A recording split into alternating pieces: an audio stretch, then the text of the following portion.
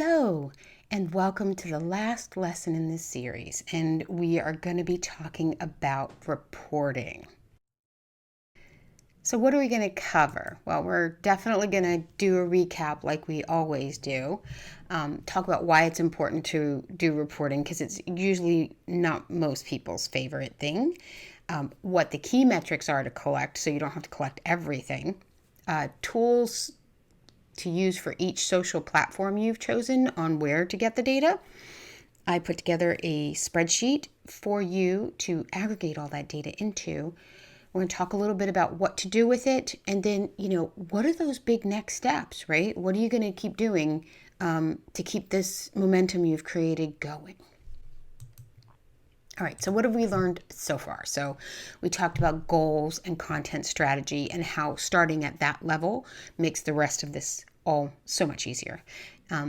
Talked about your audience, finding them, taking a deep dive into getting to know them, segmenting them out if they're truly different from each other, depending on the type of product that you sell or service that you provide. What to post, what type of post to create, when to post, best times of day, best days based off of your page and your audience, and then how to create the content. And no matter if it's just a couple of posts or if it's a lot of posts. And then we gave you some handy worksheets to do all of this. So you should have your content strategy worksheet completed, your customer personas for each line of business where people are distinctly different types of buyers, a content calendar where you can put in the type of posts you want to create and the days and the times that you're going to have those released. The posting schedule where you're going to actually write everything and insert your images and your videos so that it's all in one place when you're ready to schedule it, or if you need someone else to review it and approve it for you. And then I gave you an introduction to the video library where there's a lot of detailed walkthroughs of just different good stuff. So why do we take the time to create reports and take a look at them?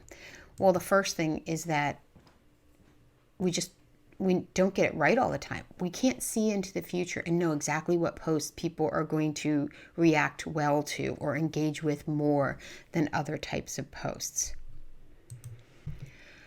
And reporting helps us to adjust and course correct, future posts. And helps you plan for the next month, right? If it did well this last month, let's do more of that for the next month. And then my favorite part about reporting is that the results can surprise you. You take a look at the data and maybe something that you thought wasn't going to do so great did really well. Like you got, more video views than you expected. Or maybe a certain type of post that has been doing well for you all of a sudden stopped doing well, right? And you want to try to figure out why.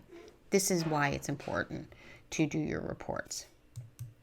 But what do you need to look at? There's a lot of data out there. And to start with, if you're new to looking at reports, let's start with a small set of data that's easy to understand and digest. So for the social programs that you are using, they all provide reach data, and reach is eyeballs on the post, meaning a person saw it.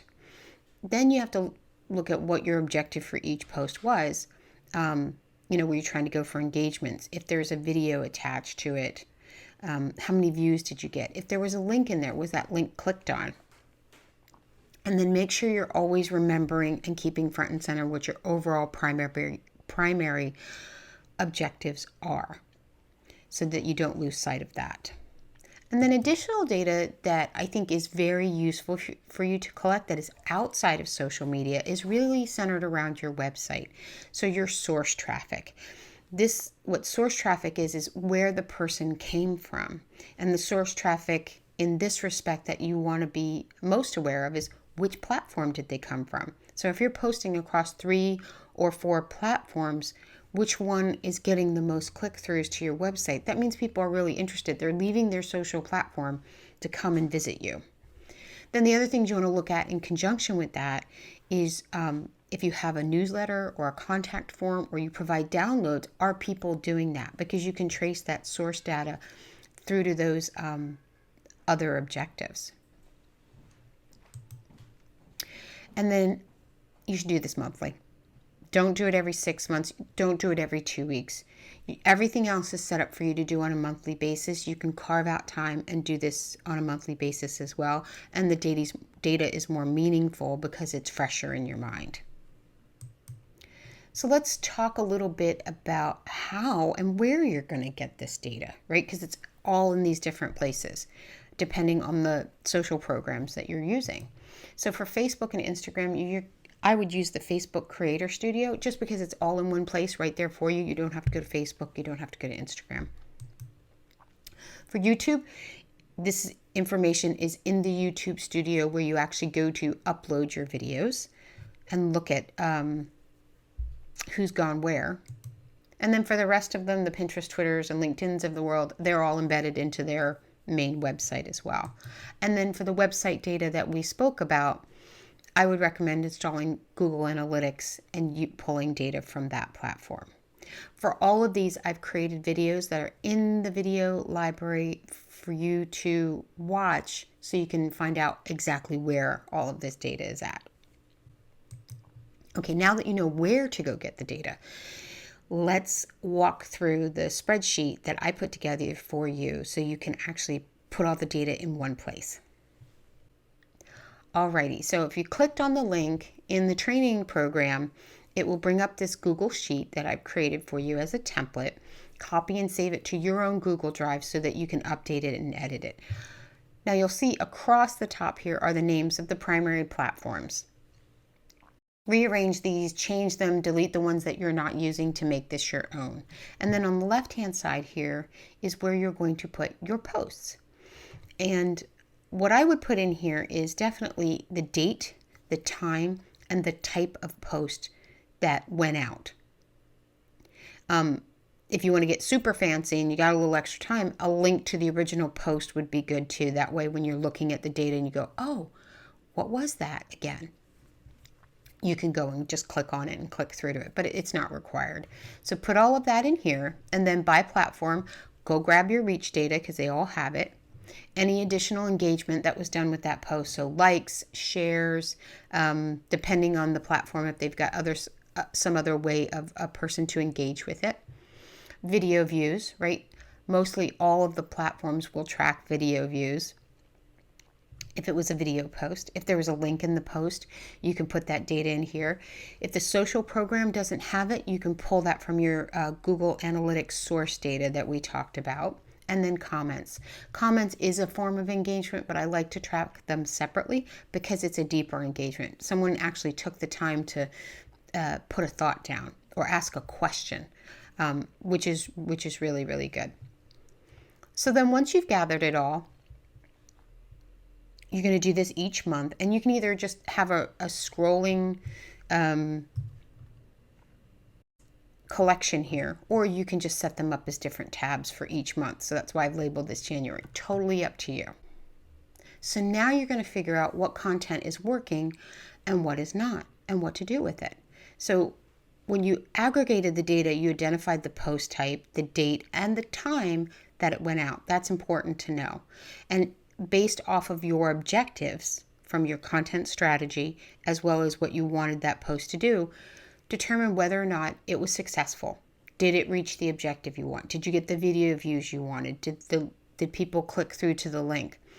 If you felt it was successful, you do more of it. If you didn't feel it was successful, do less of that type, but figure out which part of it probably wasn't successful. If it was a still image, maybe you want to do that type of post again, but add a video. Maybe the time of day you were testing that, and you try doing something similar to that at a different time. So when I mean do less of something, really you want to replicate your best pieces or what you think are, and then test them along with the different key types. So if a question post didn't do so well for you, try doing a similar type of post where it's just pure education. Always do your calls to action and be consistent about them, right? Invite people to buy your product or sign up for your services, even if they don't seem like they're doing well, because you need to keep asking.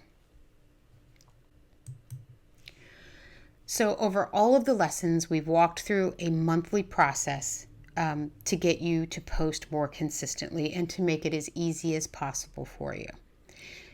So now that you've gone through a first month, let's start figuring out what to do for the next month and every month after that. So the first thing that you're going to do is you are going to start 2 weeks before your last post goes out so that you don't run out of posts. So if your very last post goes out on the 31st, you want to start your whole process about the 15th of the month. That way, when you're all done, the very next post that goes out, it's not weeks later, right? It's that consistency. Start by reviewing the data. Go through, figure out what worked, what didn't work. Pull up your content calendar. Adjust your post types, adjust your times based off of that data. And then fill out your schedule, write your posts, select, create videos or still images if it needs to get reviewed and approved. If you feel like that's a longer process, give yourself a little more than 2 weeks. And then don't forget to add announcements, specials, promotions, anything that's different outside of the content types. They're still okay to post. It's just you want to make sure you're doing that plus this. And then, of course, if there's an awareness month or if there's a holiday, you can include that fun stuff in there too. Okay, so as usual, there was a lot of data. So let's talk about a few next steps that you can take in order to utilize this to your best ability. So review the reports videos that I've created for you where you can go and find the data for your platforms. Then once you've done that, set up the report and go grab all of that data and fill it in. Make sure you set it up the way that feels most comfortable to you. And then if you have any questions, send me all your previous sheets along with if you've got a partially filled out reporting sheet, or just send me the question. That way I can answer it the best I can. The more data I have, the better answer you're going to get. So what I want to leave you with is that things change fast and they change often, especially in the world of social media. New programs pop up, old ones don't do as well. So I want you to consider becoming a mastermind member. Once you get all of this down and you feel like you're very consistent and you want to start learning advanced techniques, our mastermind program is the place for you. We'll also keep you up to date on what's new and up and coming for new programs, the existing social media programs that are out there, like what new features have they launched and how that can impact you. We provide all that different types of information. And of course, we continue to answer all of your questions. So with that, I wish you the best of luck with this, and I will see you in the next series.